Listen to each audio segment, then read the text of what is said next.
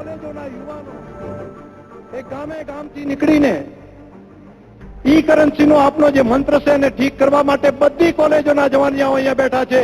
એ અને સિવાય પણ જાતે નીકળ્યા અને જાતે નીકળીને કહ્યું ઈ કરન્સી માટેની જે મુહિમ છે, દેશને આટલા આઝાદીના વર્ષો પછી પહેલી વખત આવો હિંમતવાળો નિર્ણય કરી અને દેશની અંદર કાળું ધન એ રોકવા માટે, ટેરરિસ્ટોને મળતી મદદને રોકવા માટે અને હેવ એન્ડ હેવ નોટ વચ્ચેની એ રોકવા માટે, ટેરરિસ્ટોને મળતી મદદને રોકવા માટે અને હેવ એન્ડ હેવ નોટ વચ્ચેની ખેઈ પૂરીને એક બેલેન્સિંગ ડેવલપમેન્ટ કરવા માટેનો ઐતિહાસિક હિંમતવાળો નિર્ણય જ્યારે એમણે કર્યો છે, ત્યારે બનાસકાંઠા આખું એક સાથે આપના પડખે ઊભું છે અને ઉત્સાહ સાથે સાહેબ તૈયાર થઈને બેઠા છીએ.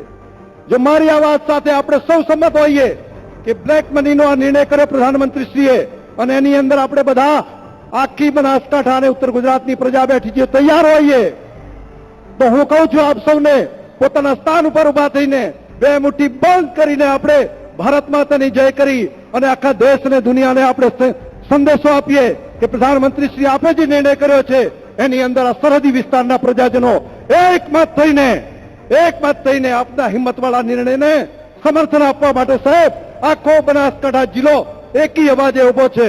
બોલો ભારત માતા. ત્યારે મીડિયાના મિત્રો પણ ત્યાં આગળ ધ્યાન રાખી રહ્યા છે. ત્યારે આ કરન્સીના વિષયની અંદર આપના નિર્ણયની સાથે ઈ કરન્સીની બાબતમાં, મોબાઈલ કરન્સીની બાબતમાં બનાસકાંઠા સૌથી અગ્રેસર રહેશે. ફરી એક વખત જયઘોષ કરીએ, બોલો ભારત માતા કી. સાહેબ આપ અમારા બધાની વચ્ચે પધાર્યા. બનાસકાંઠાનું અમારું સૌભાગ્ય છે ખેડૂતોનું કે આપે અહીંયા આવીને અમારા બનાસકાંઠાને મોટા કર્યા. અમારા ગલબા કાકાની જન્મજયંતિ, એક ખેડૂતની જન્મજયંતિ માટે, એમની ઉજવણી માટે દેશના પ્રધાનમંત્રી શ્રી અહીંયા પધારતા હોય, એનાથી વધારે સૌભાગ્ય અમારા બનાસવાસીઓ માટે બીજું શું હોઈ શકે. આપ સૌને ખૂબ ખૂબ હૃદયપૂર્વક આપ સૌ વતી ખૂબ આવકારી અને આપનો આભાર માનું છું. ખૂબ ખૂબ આભાર.